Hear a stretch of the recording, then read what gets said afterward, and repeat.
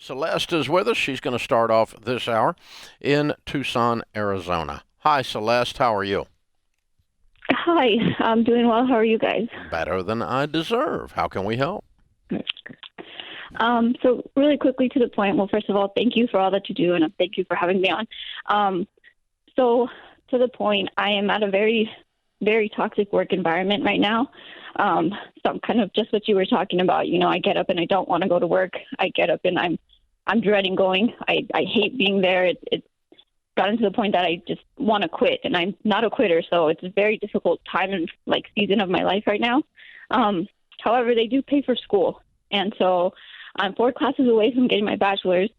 However, I was supposed to graduate in May, and it just, a lot of things, a series of events just happened, and it didn't happen for me.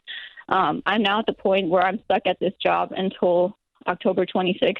There's no transferring for me. There's no moving up, nothing. I was initially only there because they pay for school, but at this point, I need something that's going to make me happy. I have the money to pay for my summer classes. However, I'm trying to pay everything off. I finished baby step 1, and I don't want to continue using the money that I'm saving to pay for school when I have school paid for if I stay here. But I don't know what to do. What is the nature of the toxicity? What's the problem with this place? I don't grow. I have no growth. There's no communication. There's no support. That's not toxic. There's no support. That's not toxic. Okay. What's toxic? There's no support and you're not growing. You're in a dead-end job that's boring. Whoop-de-doop-de. That ain't toxic. Okay. So tell me what's toxic. Is there sexual things going on? Are people yelling and screaming and cussing? Or is somebody throwing things at you? Are they, discriminating against you in some way? I mean, what's toxic? Well, no, it's not all of that. No, you're right. But it's no one speaks to me. I go in, I say good morning. No one talks to me. But that is me complaining. I should just go and do my job. That's what I'm there for. However, there's just no support. I can't go talk to someone. They're not letting me know. They're not asking me, hey, how are you? And I don't know if that's maybe me just complaining, but no. I'd like to go to a place that Listen, I enjoy. The job sucks. Yeah. Okay. I don't have any doubt. I mean, you're kind of it sounds like Office Space, the movie, Yeah, Celeste, first of all, Dave's asking the right question. We want to get to the source of toxicity so that you can get the right frame of mind. But I'm going to tell you right now, you're dealing with something that happens in offices all across the country and all across the world, and you're just underappreciated. People want to know, am I seen? Am I valued? And that's not fun. And Dave's right. It sucks. But let's reframe your perspective, all right? Let's just go through this very quickly. You're 4 classes away from getting the bachelor's, which is why you took the job. So what's the new timeline if you stay at this company so they pay for the 4 classes? Is that what I heard? October? October 26th, wasn't it? October 26th. Okay, yes. Great. So I'd hang in there until October 26th. This is an attitude change. This is, hey, I'm grateful for this really boring place because this boring place is giving me the opportunity to step up to the next rung on the ladder in life. And I can hang out. What you're learning here is how never to lead when you have the opportunity to lead. Yes. You have anti-mentors. Mm-hmm. They're teaching you how not to do crap. Yeah.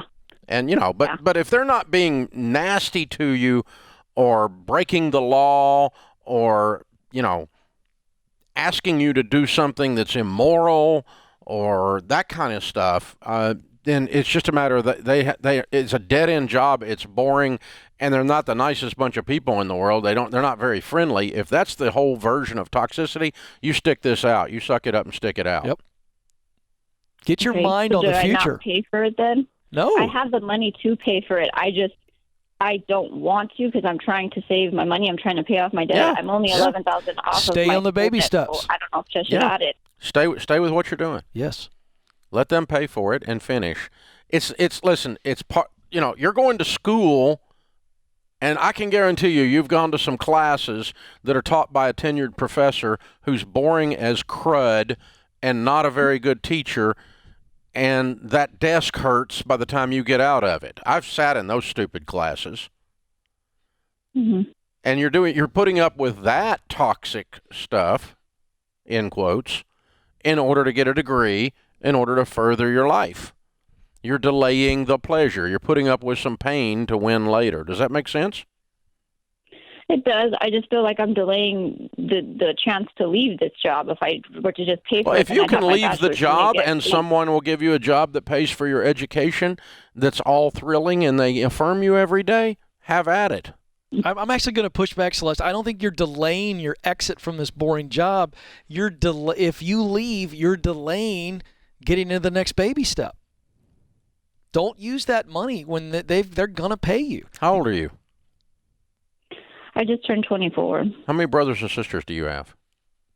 I have an older brother and a younger brother. You're the middle. Yes. Okay. Interesting. All right. You can do whatever you want. You're a grown person if you want to quit and spend your money. But basically, you are writing a check in order to get away from these people. Mm-hmm. That's what you're doing. And I don't hear anything here that's worth writing a check for. 68% of Americans are dissatisfied at work. Is that right? It's absolutely right. Close to 80 around the world. And so that means that at least half of those are experiencing something along the lines of what you are experiencing, because most people aren't leaders. Most people are bosses. That's exactly Most right. organizations don't affirm. Most organizations don't communicate. Most organizations suck. And that's why most people don't like working there. And so, but toxic is when something's happening to you that's abusive.